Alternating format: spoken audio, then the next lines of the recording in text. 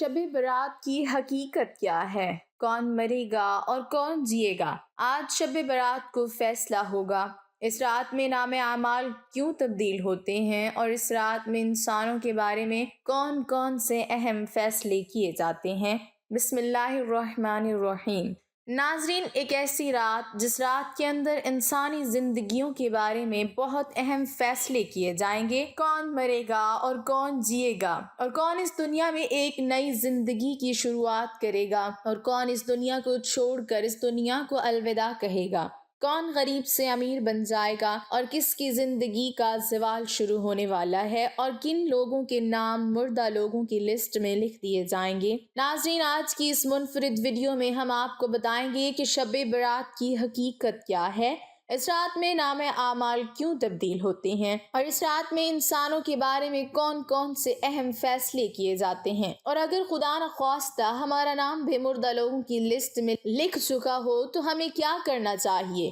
اس رات کتنے لوگوں کی مغفرت کی جاتی ہے، اور اس رات کون سے وہ بدبخت لوگ ہیں جن کی مغفرت نہیں کی جاتی، اور حضور صلی اللہ علیہ وسلم نے اس رات کون کون سے عمل کرنے کا ارشاد فرمایا، اور باتقاضا مسلمان ہم کو شب برات کو کس طرح گزارنا چاہیے۔ ناظرین، ان تمام تر سوالات کے جوابات قرآن و حدیث کی روشنی میں آج کی اس ویڈیو میں ہم آپ کو بتائیں گے۔ ناظرین، شعبان المعظم کی 15ویں رات کو شب برات کہا جاتا ہے۔ شب رات کو کہتے ہیں، اور برات کے معنی ہے بری ہونا، چونکہ اس رات کو مسلمان توبہ کر کے اور اللہ تبارک و تعالیٰ کی بارگاہ میں اپنے گناہوں کی معافی طلب کرتے ہیں، اور اللہ تبارک و تعالیٰ کی بارگاہ میں اپنے گناہوں کو چھوڑنے کا عہد کرتے ہیں، تو اللہ تبارک و تعالیٰ اپنی رحمت کے صدقے بے شمار مسلمانوں کو جہنم سے نجات دیتا ہے، اس لیے اس رات کو شب برات کہتے ہیں۔ حضرت عطا بن یسار رضی اللہ تعالیٰ عنہ بیان کرتے ہیں کہ لیلۃ القدر کے بعد شعبان کی 15ویں رات سب سے افضل رات ہے۔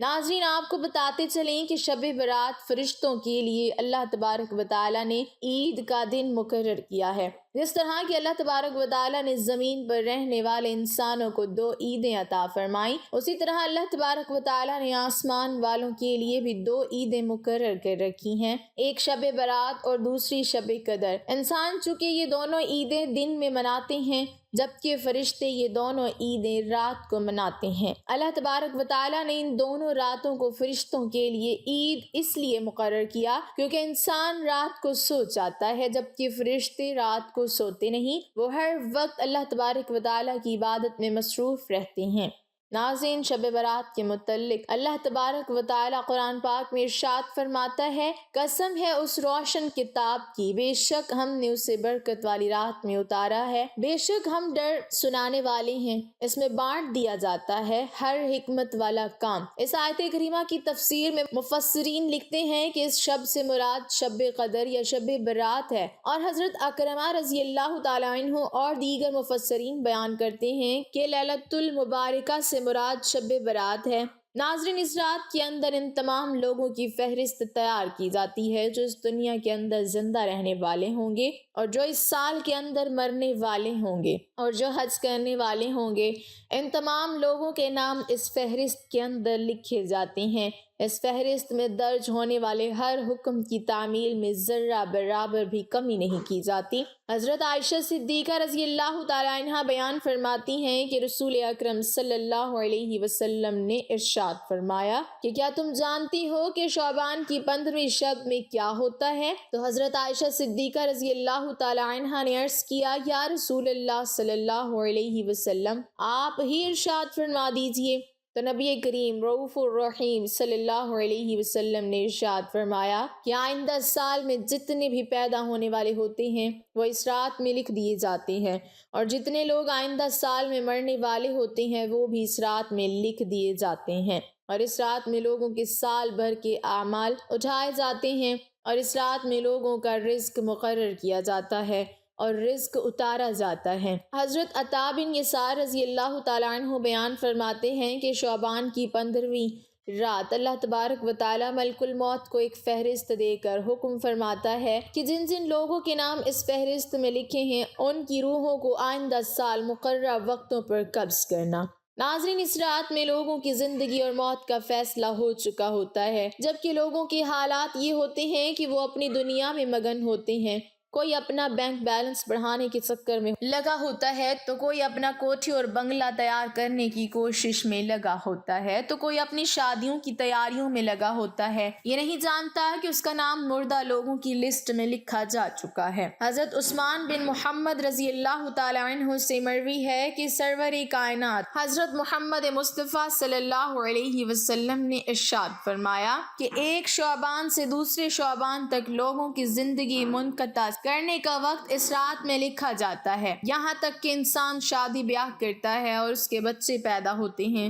حالانکہ اس کا نام مردوں کی فہرست میں لکھا جا چکا ہوتا ہے۔ ناظرین، شب برات کی ایک بہت بڑی خصوصیت یہ بھی ہے کہ اس رات میں اللہ تبارک و تعالی بے شمار لوگوں کی بخشش فرماتا ہے، جیسا کہ حضرت عائشہ صدیقہ رضی اللہ تعالی عنہ بیان فرماتی ہیں کہ ایک رات میں نے حضور اکرم صلی اللہ علیہ وسلم کو اپنے پاس نہ پایا تو میں آپ کی تلاش میں نکلی۔ میں نے دیکھا کہ حضور پاک صلی اللہ علیہ وسلم جنت البقیع میں تشریف فرما ہیں، اور آپ صلی اللہ علیہ وسلم نے فرمایا کہ تمہیں یہ خوف ہے کہ اللہ تبارک و تعالی اور اس کا رسول تمہارے ساتھ زیادتی کریں گے؟ میں نے عرض کیا، یا رسول اللہ صلی اللہ علیہ وسلم، مجھے یہ خیال ہوا کہ شاید آپ کسی دوسری اہلیہ کے پاس تشریف لے گئے ہیں۔ تو حضور پاک صلی اللہ علیہ وسلم نے ارشاد فرمایا، بے شک اللہ تبارک و تعالی شعبان کی 15ویں شب آسمان دنیا پر اپنی شان کے مطابق جلوہ گر ہوتا ہے، اور قبیلہ بنو کلب کی بکریوں کے بالوں سے بھی زیادہ لوگوں کی مغفرت فرماتا ہے۔ حضرت ابوبکر صدیق رضی اللہ تعالی عنہ روایت کرتے ہیں کہ حضور اکرم صلی اللہ علیہ وسلم نے ارشاد فرمایا کہ شعبان کی 15ویں شب میں اللہ تبارک و تعالی آسمان دنیا پر اپنی شان کے مطابق جلوہ گر ہوتا ہے، اور اس شب میں ہر کسی کی مغفرت فرما دیتا ہے، سوائے ان لوگوں کے جو شرک کرنے والے ہوں اور بغض رکھنے والے ہوں۔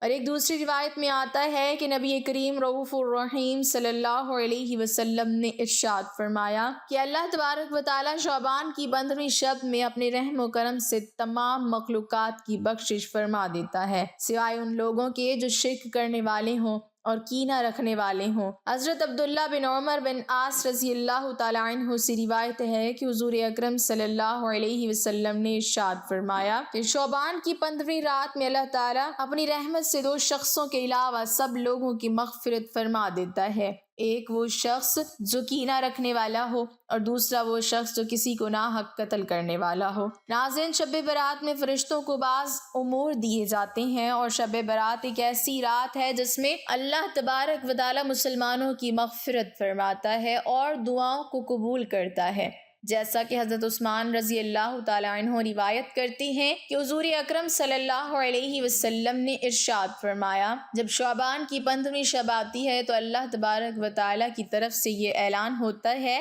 کوئی مغفرت طلب کرنے والا کہ اس کے گناہ بخش دوں؟ ہے کوئی مجھ سے معافی مانگنے والا کہ اسے عطا کروں؟ اس وقت اللہ تبارک و تعالی سے جو مانگا جائے وہ ملتا ہے، وہ سب کی دعا قبول فرماتا ہے، سوائے بدکار عورت اور مشرک شخص کے۔ حضرت علی رضی اللہ تعالی عنہ سے روایت ہے کہ غیب بتانے والے آقا و مولا حضرت محمد مصطفیٰ صلی اللہ علیہ وسلم نے ارشاد فرمایا، جب شعبان کی 15ویں رات آتی ہے تو رات کو قیام کرو اور دن کو روزہ رکھو، کیونکہ غروب آفتاب کے وقت سے ہی اللہ تبارک و تعالیٰ کی رحمت آسمان دنیا پر نازل ہو جاتی ہے، اور اللہ تبارک و تعالیٰ ارشاد فرماتا ہے کوئی مغفرت طلب کرنے والا کہ میں اس کو بخش دوں؟ ہے کوئی رزق مانگنے والا کہ میں اس کو رزق دوں؟ ہے کوئی مصیبت زدہ کہ میں اسے مصیبت سے نجات دوں؟ یہ اعلان طلوع فجر تک اللہ تبارک و تعالیٰ کی طرف سے ہوتا رہتا ہے۔ ناظرین، حضور اکرم صلی اللہ علیہ وسلم نے ارشاد فرمایا کہ شعبان میرا مہینہ ہے اور رمضان اللہ تبارک و تعالیٰ کا مہینہ ہے۔